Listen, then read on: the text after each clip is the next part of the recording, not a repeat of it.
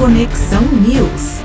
Entrevistas, Atualidades. meio ambiente, Empreendedorismo. cultura, Saúde. educação, Esportes. turismo. Editoria Internacional. Paloma Rodrigues, A apresentação: Roberto Monteiro Pinho. Começamos mais um programa Conexão News pela Max TV, canal 525 da Claro Net. E também no YouTube, @TV Conexão News. Estão recebendo aqui esse jovem, pastor Samuel Pereira. Depois eu pergunto a sua idade. Sim, prazer. Muito obrigado. Eu que te agradeço pelo convite. Tá? Obrigado, tá? Receber um homem de Cristo aqui é muito bom. Mas é bom o que o senhor faz? Está gostando? É muito mais do que uma coisa que se desempenha, é uma vocação. Um escolhido não escolhe o que faz, ele apenas começou a fazer sem entender o que está fazendo, e você sente que existe alguma coisa te fazendo fluir naquilo que é o próprio Deus, é o O que te chamado. levou a ser um pregador? Eu acho que uma pessoa que é escolhido por Deus, o mundo fica descolorido. Desde a minha infância, as coisas dessa vida não me atraíam tanto, e eu sempre fui atraído pelas coisas espirituais. Tenho influência na minha família, meus pais são pastores, meus avós são pastores. Tem um Na verdade, meu DNA. avô é falecido, mas é possível você crescer em uma família que muitos são religiosos e você é outra versão disso, né? Mas, graças a Deus, desde a minha infância, eu sempre me senti muito atraído pelas coisas espirituais. Me lembro de ler a Bíblia de 6 da manhã de um dia a 6 da manhã do outro, com 10 anos, 11 anos de idade. Meu pai dizia que quando criança eu pegava uma canequinha, pulava o degrau e dizia: "Vou ser pastor quando crescer". Isso bem novo. Então acredito que é Eu vocação. quando era criança, a gente era vizinho de casa com uma igreja adventista. Eu ficava ouvindo aqueles hinos, né, ficava curioso, ficava atrás assim, do muro ouvindo. Então, eu achava legal, bonito. E tinha umas namoradinhas, meninas bonitas também, né? Aí eu ficava lá, fofocando e tal. Aí um dia minha mãe falou assim: "Você quer ir lá? Você vai fazer lá, vai fazer a escola dominical".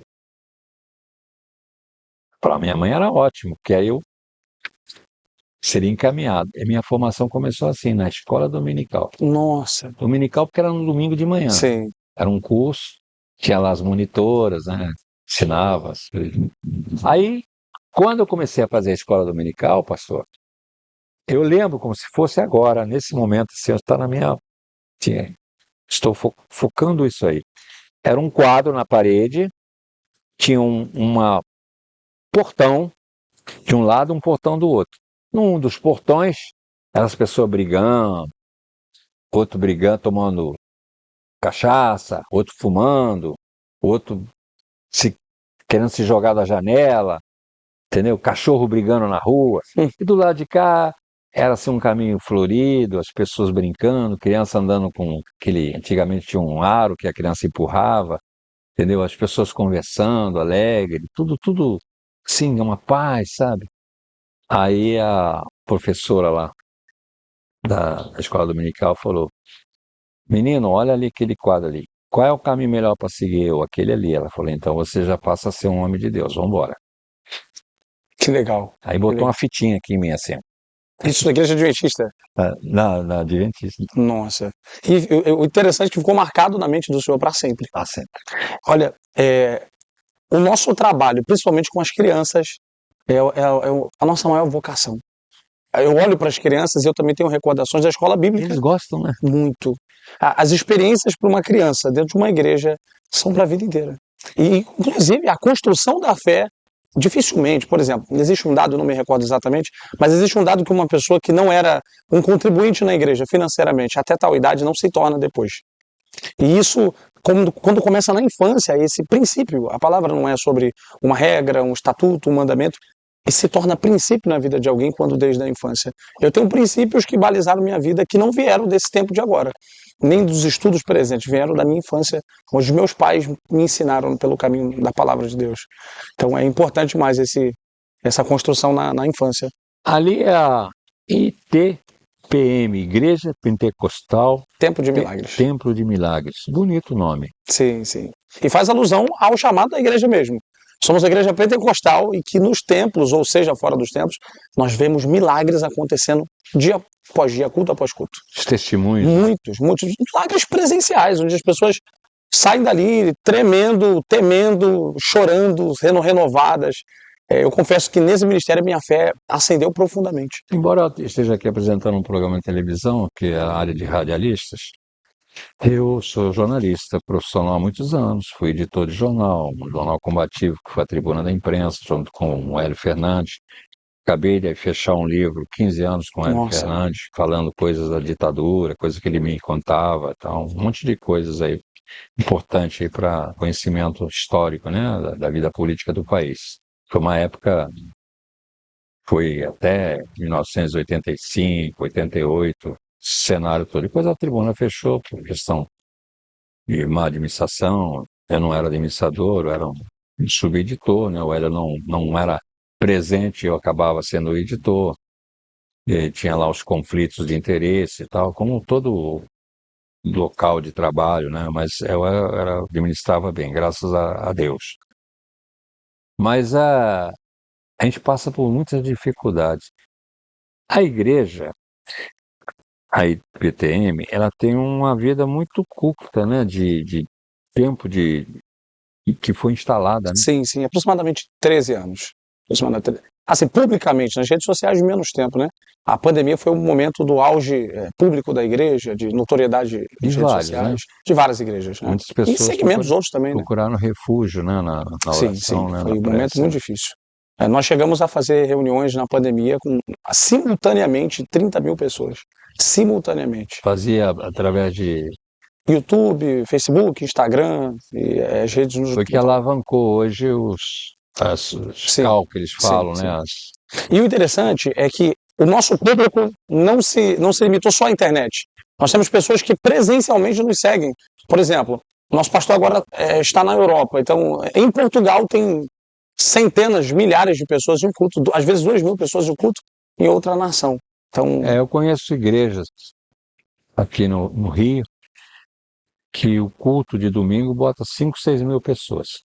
Incrível, né? Você sabe qual é já, né? Sei muitas. Eu acho incrível, né? O Leonardo Sali ainda está na igreja? Sim. Ele é o líder, mas nesse momento cumpre a missão em outra geografia. Expandindo o ministério, fazendo alcançar outras nações, deixou um exército preparado. Deixou e nem volta, né? Ele não mora. Deixou o pastor aqui no olho do furacão, né? Sim, e entrou em outro furacão, maior ainda. Que é pegar em uma outra nação estrangeira, né? Mas aqui tem um exército batalhando nessa frente. Fala qual língua? Espanhol ou inglês?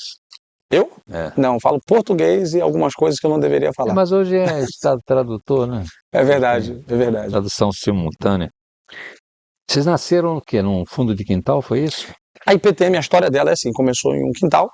Nessa época eu não fazia parte. 13 anos atrás. 13 anos atrás. Eu tenho menos tempo no ministério, entrei com cerca de 9 a 10 anos, mas o pastor começou no quintal de uma casa e desde sempre a marca do ministério era a superlotação.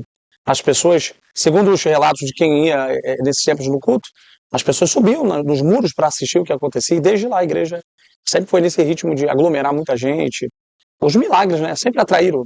De lá para cá, lógico, houve uma evolução da parte material, né, da edificação, de sedes e tudo mais. Vocês hoje estão com quantos fiéis seguidores da... Redes sociais ou presencialmente? Geral. Nas redes sociais se totalizam mais de 6 milhões de pessoas acompanhando o ministério. Mas no Rio de Janeiro, quanto, sabe? Segmenta quanto? Não sei dizer a porcentagem, mas acredito que a maior parte seja do Rio. É importante o nosso diretor de marketing, né? Não sei se você conhece ele. Está aqui com a gente. Levantar isso, né? Ele está fazendo positivo lá. Vou te dar um flash aqui em cima dele. Outra coisa que eu estou vendo aqui. O que é essa Quinta da Libertação? Acontece mesmo toda quinta? Toda quinta-feira. Na verdade... Onde? Oswaldo Cruz. A sede nossa é na Catedral de Oswaldo Cruz. Todos os cultos são voltados para um tema específico. Não que nós tenhamos a capacidade de dirigir o que Deus vai fazer. São nomenclaturas, né? São nomenclaturas porque, na verdade, nós voltamos a nossa intenção para aquilo, né? No aspecto de orar por aquilo. A Bíblia nos deixa claro que a oração tem que ser intencional. Então a busca por Deus é intencional. Nós oramos especificamente em prol disso. Então o pastor acredita que a fé move montanhas, né? Sim. Bíblico, né? A Bíblia deixa isso. E o pastor, pelo uso da fé, que é um direito que o pastor tem, como qualquer irmão que está aí ouvindo a gente, assistindo,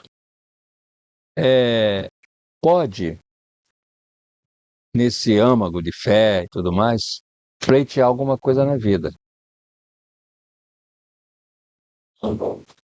É um caminho a ITPM, O senhor se refere a uma construção... um espaço espiritual, ir lá procurar, conversar. Existe essa interação com... A igreja, a base da igreja é relacionamento. A base da igreja é isso.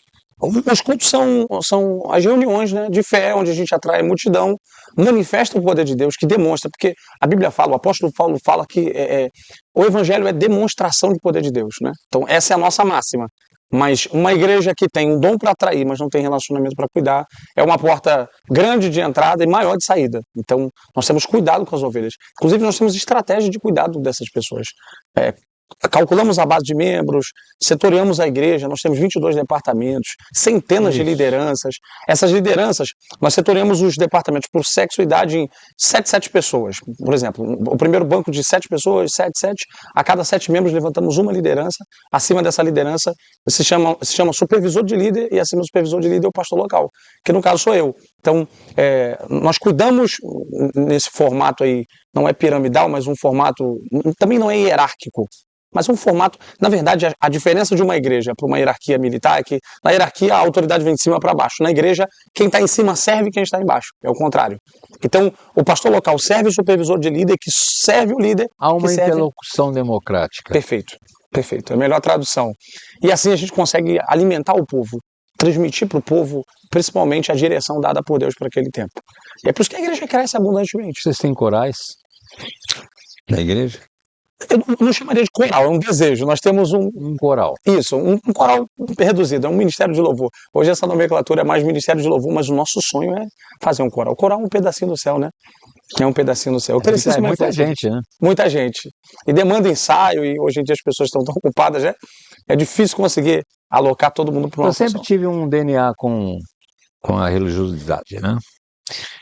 Quando o pastor Rex Banger veio para o Brasil, eu estava numa emissora de rádio, se não me engano, era a Band AM. E aí eu fui procurado pela equipe dele aqui para fazer a apresentação dele no Maracanã. 215 mil pessoas. Pessoas em pé, gente que não conseguiu entrar, uma loucura. Meu Deus. Naquela época, em 1978, quando eu entrei, que eu saí do túnel, que eu fui lá pro palco e vi aqueles microfones ali, subi aquela escadinha para ir pro palco, eu vi aquele povo todinho, eu gelei. O nosso ministério tem uma pequena experiência relacionada a isso. Nós realizamos uma vigília em São Paulo, que lota 10, 12 mil pessoas. E essa experiência que o senhor falou... Já emociona, né? Muito. Imagina com 210. Eu imagino. E uma pergunta que eu faço ao senhor. O senhor já imaginou a dimensão, a proporção da obra invisível aos olhos humanos que acontece num evento desse? Porque não se tratam de 200 mil pessoas. Se tratam de 200 mil famílias representadas por pessoas. E hoje com as redes sociais você retransmite isso, filma, depois edita, né? O Reinaldo está aí para fazer essas coisas todas. E aí vai, de repente, um dia você vai, sei lá, vai para um Vietnã da vida. Chega lá, você vai encontrar alguém que conhece a igreja, que viu na televisão. Já é uma realidade, inclusive. Nas redes sociais. É verdade. Se o apóstolo Paulo tivesse hoje, nesses tempos, no Instagram, no Facebook, o tempo todo ele estaria pregando nas redes sociais. Até porque, Roberto, os dias são finais. Acabou. Eu não sei se as pessoas conseguem entender que a Terra está dando sinais, sintomas que um grande fenômeno vai acontecer e a nossa fé acredita que é a volta de Jesus. A Bíblia deixa claro isso. O que vocês estão falando aqui? Eu pesquisei, gente, ó, tá aqui. produção, que o Leonardo, ele está falando que vocês estão enfrentando um momento crítico, né, do Ministério no início de 2026. Nós estamos ainda em fevereiro de Sim. 2026. Na verdade, essa fala, eu não acredito que seja dele, né? Acredito que seja alguma outra página publicando, atribuindo a ele isso aí. É porque, na verdade, a nossa igreja passou por um momento específico. Nós reduzimos a quantidade de congregações que nós tínhamos. 16. Caímos para menos de 16. Nós tínhamos 32 congregações. Enxugou, né? Muito, muito. As pessoas que foram colocadas para liderar, não todos, né? Mas uma grande maioria não conseguiu dar conta da demanda de uma igreja. Uma igreja não é só ir a um Talvez lugar. não estivesse tão preparado para o que vocês já estavam Sim, sim. pleiteando, né? A construção de um pastor demanda tempo, teologia, amor, muito serviço. Linguagem adequada. Perfeito, perfeito. E a igreja não pode ferir pessoas. Chegou um determinado momento que a gente observava a igreja, em alguns lugares, ferindo as pessoas. Então, Vocês encerraram lá nos Estados Unidos, Porto Alegre, Fortaleza e algumas cidades da Baixada Fluminense. Estados Unidos foi mantido? não. Não foi mantido justamente por isso. É muito diferente formar um pastor a partir da visão do ministério, da doutrina, da palavra de Deus, e receber um pastor que já vem com alguma estrutura pronta, às vezes com conceitos pré-estabelecidos. Então a igreja entendeu, por bem, na visão do nosso apóstolo, reduzir no primeiro momento, trabalhar, preparar o exército e enviar. Na sua opinião, você não é homem de administração, né? Também só, né? Um pastor acaba sendo um gestor também. Não, que bom, né?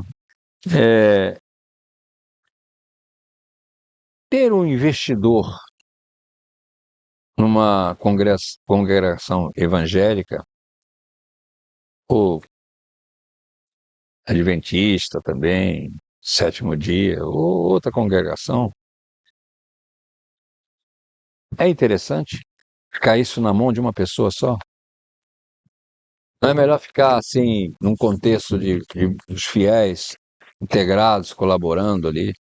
Porque, por exemplo, eu vejo muitos cultos lá nos Estados Unidos, lá pela canal de TV, pela Netflix, TV Assinatura, as contribuições são espontâneas, vejo eles botar. O americano é cheque, né? Bota aqueles cheques, assim, vão lá quietinho, bota o cheque. Eles não fornecem nem o valor que está ali, nada disso, que é tudo, nem o nome da pessoa, só aparece na. Eu vejo uma disciplina com relação a essa parte financeira, como tudo os Estados Unidos, né? Tudo, né? Tudo. Fala assim, por que as igrejas não são assim, né? Essa bagunça de ir com a sacolinha, passa um rodinho assim, pesca e bota. Nós já temos igrejas um pouco mais organizadas, né? O movimento pentecostal, a origem dele, agora nos tempos modernos, a origem não, né? O momento de reacender, principalmente no Ocidente, tem muito a ver com o avivamento da Rua Azusa. Então, tem uma origem periférica. Então, as igrejas nasceram das periferias, as igrejas pentecostais. Então, essa estrutura, às vezes, a organização, vem de pessoas simples, humildes, que começaram, às vezes, uma igreja somente no desejo de servir, e fez com que começassem com o que tinham. Então, é natural observar algumas coisas assim. Comparando com os Estados Unidos, o sonho de toda a igreja é um dia conseguir ter uma estrutura organizada dessa, pilares que nos ajudem a cumprir a missão. Mas 13 anos ainda é novinha, né? Sim. É tempo de estabelecer. Menor de idade. Não fez nem menor de idade. É verdade. E a gente espera desenvolver. Tá gostando aqui do Campo Olímpico de Golfe? Que lugar maravilhoso. Bom para pregar, né? Que lugar montar maravilhoso. Um lugar ali, ó, naquele verdinho, pregar ali, né? Olha, Cenário aqui incrível. pra lá. Mas olha, vamos para o nosso intervalo. Aqui é o Conexão News, aqui pela Max TV 525, pela Claro Net e do @TV Conexão News. E já voltamos, tá bom? Até já.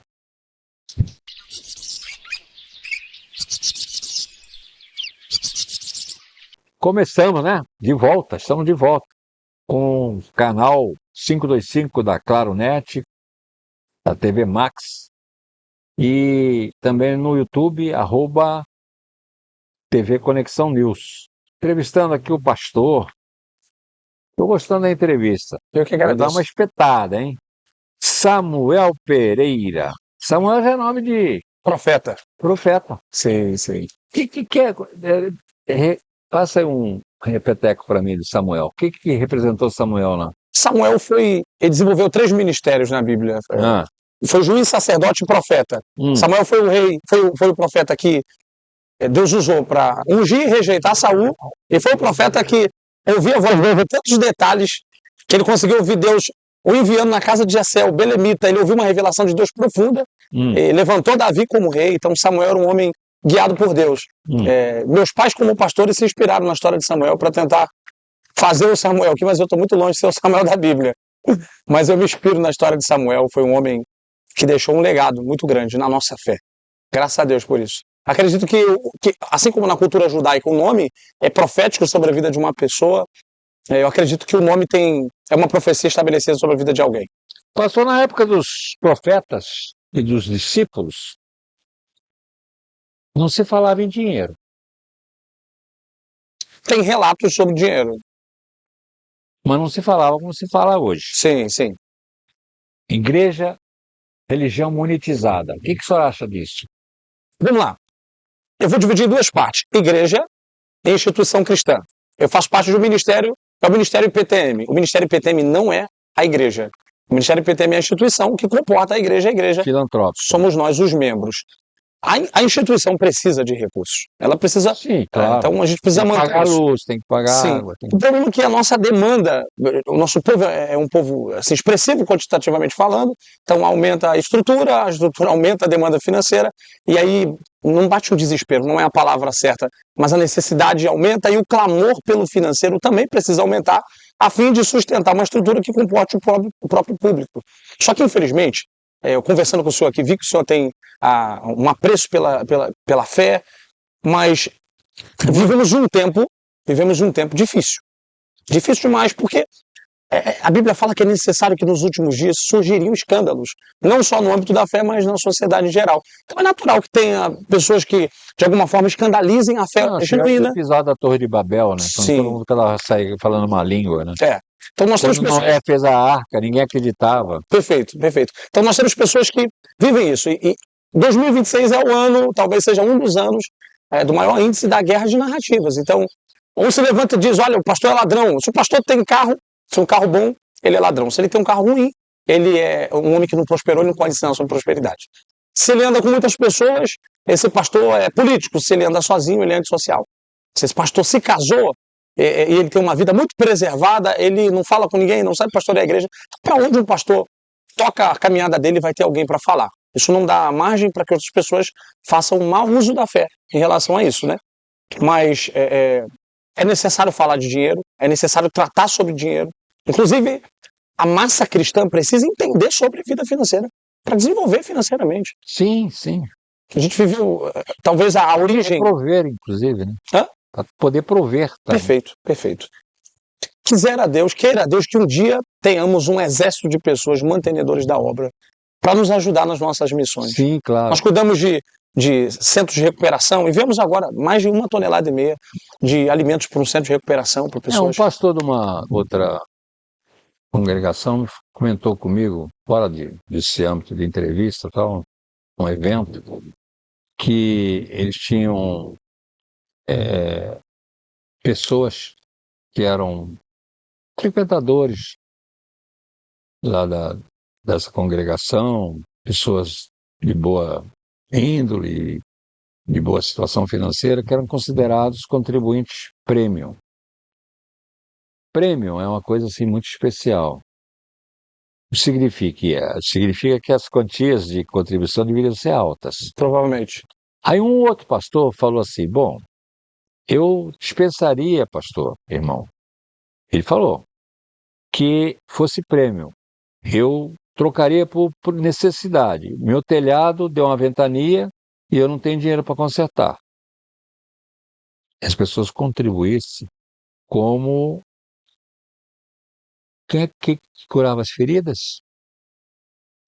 Quem curava as feridas? Tinha um apóstolo que curava as feridas. Muitos, mas assim, especificamente Pedro era alguém que era usado por Deus, Paulo era usado para as curas divinas. Paulo. Então foi questão de Paulo. Ele citou lá, não lembro. São vários, né? E fosse resolver o problema do telhado, para que os meus fiéis lá da congregação não ficassem sujeitos à intempérie do tempo. Posso dizer uma coisa ao Aí senhor? armaram uma discussão ali que eu tive que até falar, mas espera aí. Não, mas eu recebo dinheiro e construo o telhado. Ele disse, não, eu prefiro que ele construa o telhado. Faça como doação. E eu fiquei ali embananado. Você sentiu isso, Reinaldo? Que sinuca de bico ali no meio de dois pastores? É uma dificuldade enorme. Assim, a linguagem que se fala sobre a parte financeira das igrejas precisa ser adequada também. Precisa tomar muito cuidado com Muito, esse muito, assunto. muito. Não basta ser só honesto, né? Você tem que também transmitir ser honesto. Outra coisa também, pastor Samuel, eu me atrevo a conversar nesses termos, entrevistar, até para mostrar a autenticidade e transparência de tudo aquilo que nós pensamos, o que eu penso, o que eu pergunto, o que o pastor responde. Sobre essas questões eu já vi num culto, eu vi, estava assim a uns 3 passos do palco, um pastor sentar uma Bíblia na cabeça de uma pessoa. Cara. Meu Deus. Eu vi isso. Meu Deus. E fui embora. Meu Deus. Chamei o meu pessoal, vamos embora daqui. Meu Deus. Graças a Deus o senhor tem maturidade, estrutura para não contaminar, não condenar as igrejas por conta de um comportamento. Não, Mas infelizmente tem pessoas que são rasas na fé e não retornam mais à igreja nenhuma, porque vão a partir daquilo ali criar uma imagem que toda a igreja é assim. um padre de uma paróquia, uma vez, ela tem um negócio de família, e ele frequentava ali, tinha umas parentes, a gente chamava de beatas, né, que faziam lá, missionária lá da igreja, faziam as coisas.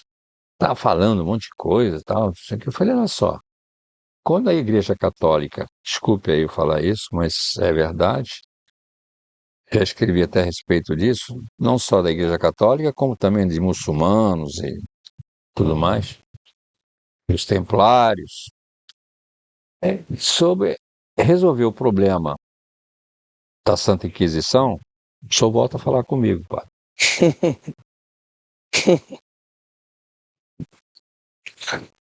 A maneira como as pessoas interpretam esses fenômenos que acontecem dentro das igrejas. Por exemplo, eu também vi uma situação, tenho um problema, e sendo sincero para o senhor, eu não tenho problema em lidar com esses fenômenos negativos que acontecem nas igrejas.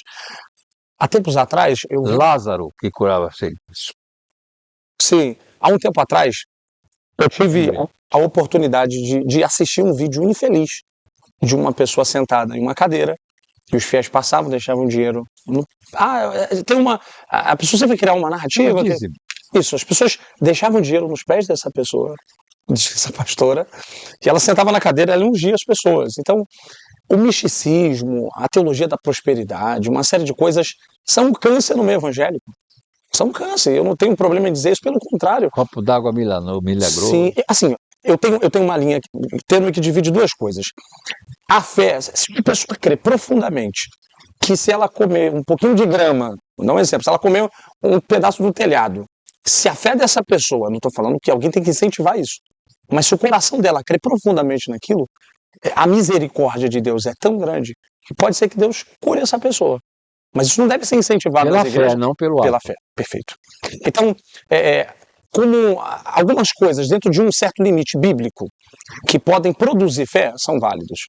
Por exemplo, a Bíblia fala que de sorte que os lenços e aventais de Paulo curavam. A Bíblia não incentiva a mandar usar os lenços e aventais, mas a Bíblia cita que o Paulo não podia ir, enviou os lenços, as pessoas eram curadas. Então, é possível que a fé, de qualquer maneira, produza milagres, mas é a fé no Cristo, que é vivo, que faz, no ungido. Mas, infelizmente, eu vou tentar usar uma palavra delicada, alguns segmentos espirituais, que começaram às vezes bem, mas se desvirtuaram por uma série de interesses pessoais, acabam conduzindo as pessoas a uma fé ignorante, uma fé extrabíblica, uma fé que muitas vezes explora o fiel. Isso é uma realidade muito grande, a gente não pode ignorar isso. Pastores que ignoram isso, eles estão deixando de preparar suas ovelhas do que nós vivemos. Esse mundo tem disso. Eu faço questão de deixar claro aos membros da nossa igreja o seguinte: eu não tenho poder sobre a vida de vocês. Eu quero apresentar o caminho a vocês. E o caminho é uma pessoa. E essa pessoa é apresentada pelas Santas Escrituras. Então, dali, e eu, inclusive, o Reinaldo daqui, ele não deixa mentir, eu falo isso nos cultos. Se um dia você tiver que escolher entre o pastor Samuel e a palavra de Deus, fique com a palavra de Deus. Porque eu não sou a verdade. Eu falo da verdade, eu falo dele. Então essa é a mentalidade que precisa existir no coração das É igrejas. um pregador autêntico, né? Perfeito. E às vezes não é, isso não engaja. Essa é a realidade. O senhor é um homem experiente, o senhor sabe que existem temas e coisas que engajam, e pessoas, infelizmente, para engajar nesses tempos, pastores, ministros, religiões em geral, utilizam desse subterfúgio aí para atrair as multidões. E às vezes ser correto, viver uma vida de princípios, de alguma maneira não engaja profundamente. Mas é princípio e é o certo. Eu seria, pastor, a última pessoa do planeta a questionar a fé e o crédito que eu dou a isso aqui que é o mundo, o universo. Tudo. Planeta Terra, os astros, estrelas, tudo que nós temos aqui. Isso foi criado por uma mão divina. Se é um ser invisível, se é um fenômeno desse aí, que está lá no firmamento, não estou interessado. Porque os astronautas, quando chegaram lá na Lua, disseram: a Terra é azul. E não se via, as pessoas aqui dentro não se via nada. Você via a Terra azul. E aqui aqui embaixo está vendo um céu azul. O que tem lá para cima? Então, eu acredito em milagre. Qual foi o milagre que mais te impressionou dentro da tua congregação? Estávamos em um culto na Intendente Magalhães, num antigo endereço da nossa congregação, e em um determinado momento do culto, próximo ao término, eu senti no meu espírito a sensação do espírito da morte passando dentro da igreja. A nossa igreja é uma igreja carismática acerca dos dons espirituais. Nós trabalhamos com dom de revelação, dom de profecia, a exposição das escrituras, e ao término do culto, eu me lembro, esse vídeo está no Instagram, inclusive, eu falei assim, tem sinais de Deus para acontecer aqui, e comecei a falar, de repente uma pessoa levantou a mão, e uma criança, eu não sei a idade aproximada, também se chamava Samuel, caiu como morto no meio da igreja, sem expressão nenhuma de vida. As pessoas que... Esse vídeo engajou cerca de 40 milhões de visualizações no TikTok, na plataforma. Então, assim, um número absurdo de pessoas assistindo isso. Esse menino caiu como morto, sem pulsação, sem batimento cardíaco, sem expressão nenhuma. E Deus usou os nossos lábios para falar com a mãe que estava ali sobre a vida pregressa dela, sobre as coisas que estavam acontecendo no presente. E em seguida, esse menino, na hora que nós sopramos ali, eu me lembro do que eu ouvi no meu espírito. Bateu o desespero em mim, porque eu nunca tinha presenciado uma situação como aquela. O rapaz caído como morto, uma criança de 9, 10 anos de idade. E eu me lembro que eu perguntei no meu espírito, eu falei: Senhor, o que eu vou fazer agora? Acabou o ministério, estou na frente de uma câmera, uma criança morreu dentro da igreja, o que eu vou dizer, o que eu vou fazer, o que eu vou dizer para essa mãe? Eu ouvi como o Senhor está ouvindo a minha voz. Eu ouvi uma voz dentro do meu espírito falando assim, use a autoridade que eu te dei. E o vídeo é essa frase: eu repreendo o espírito da morte. Morte, você perdeu a vida dele. Em nome de Jesus, quando eu falei saia espírito da morte, imediatamente a reação de uma criança de 9 anos de idade foi de alguém que está saindo da morte para a vida. Ele respira, se levanta desnorteado, sem saber onde estava, a mãe chorando, a igreja sendo tomada num choro muito grande. E isso foi uma de muitas coisas que nós já vimos, mas esse me marcou profundamente. Pastor, vou te dar não é um testemunho, é um depoimento. Eu voltava de Cabo Frio, entre o espaço de Cabo Frio para São Pedro da Aldeia, uma reta, um carro atropelou um cachorro. Eu freiei, fiz parar o trânsito todinho, tanto de um lado quanto do outro. As pessoas perceberam, pararam o trânsito. Eu fui lá com as minhas mãos. Cheguei perto, era um pitbull. Pitbull, você sabe o que é botar a mão no pitbull? Nossa. Com as perninhas assim, todo nervoso, querendo levantar, não conseguia. Meu Deus. Eu passei a mão na cabeça dele, minha filha gritando: cuidado, pai, pai. Minha filha era pequenininha. Isso é uma coisa que eu tô te falando que não pode nem mentir um negócio desse, né?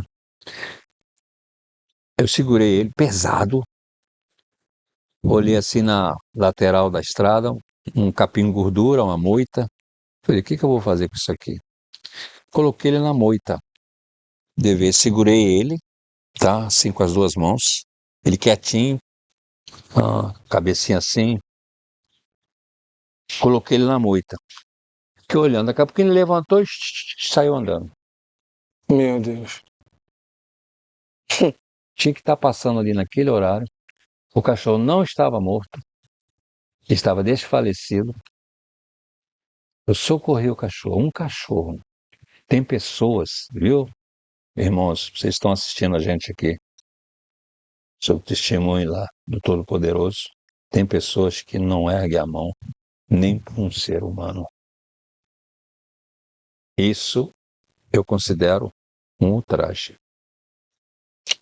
Os últimos dias a Bíblia relata que o amor vai se esfriar.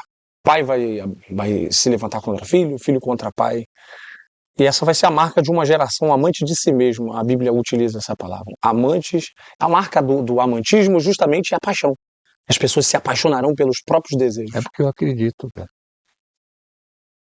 Eu acredito que, dado uma mão, devolve com outra. Faz aqui, recebe lá. Verdade. Não tem como, é uma troca. Perfeito. Deus é um Deus de princípios. Nós estamos aqui no cair da noite, as luzes já começam a acender em alguns lugares distantes aqui que a gente está vendo. Aí começa uma outra vida, a vida noturna. Aí os vagalumes aparecem, os morcegos aparecem, o jacaré aparece. O Marcos tem medo de jacaré, né, Marcos? Interessante que o senhor é admirador de tudo. O senhor falou sobre um dos motivos de crer em Deus é observando todas as coisas que existem. O Salmo 19, o salmista diz assim: os céus declaram a glória de Deus, o firmamento expressa a obra das suas mãos, um dia faz afirmação ao outro e não a linguagem ou fala onde não se ouça a sua voz. O salmista estava olhando para aquele céu onde se observava tudo, não existia tanta poluição, então provavelmente ele viu as galáxias ali de uma forma muito mais nítida, e a declaração dele foi: eu olho para o céu e eu vejo que os céus declaram que o Senhor existe, que o Senhor é real. É a fé mais genuína que alguém pode ter, olhar para tudo e dizer: isso tudo não pode ter vindo do nada, tem uma força superior. E eu reparei que o Senhor é muito sensível a essa fé de ver Deus em tudo. O Senhor falou sobre a troca dos horários, sobre as coisas que começam a surgir quando o dia vai para a noite, e essa sensibilidade é um dom de Deus. Deus abençoe a sua vida. É verdade. Tranquilo, mas muito tranquilo com relação a isso. Inclusive pela minha idade. As pessoas falam: mas o senhor tem essa idade toda? Tem. Isso aqui não foi conquistado à toa. Né?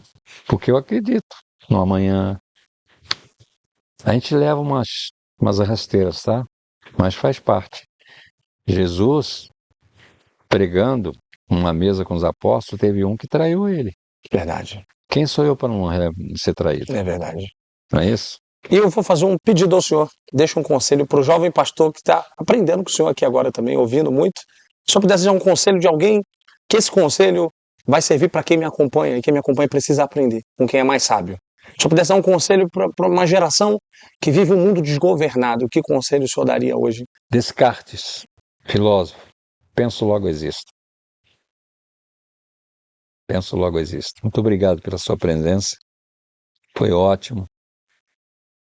Nós estamos aqui presenteando os nossos telespectadores com a sua fala, com a sua entrevista. Eu que agradeço o senhor. Obrigado. Prazer estar aqui. E aposto em você, hein? Amém. Deus abençoe. Tá. Obrigado pela oportunidade. Gente, ficamos por aqui com Conexão News pela Max TV HD, canal 525 da Claro Net. Pelo YouTube, TV Conexão News. Voltamos no próximo programa, mas anotem aí, sempre aos domingos, às 22h30, que vai ao ar, inclusive essa entrevista e outras, e tem lá também no YouTube todas as entrevistas anteriores, e nas terças-feiras, às 23h40. Um grande abraço a todos e até lá. Obrigado.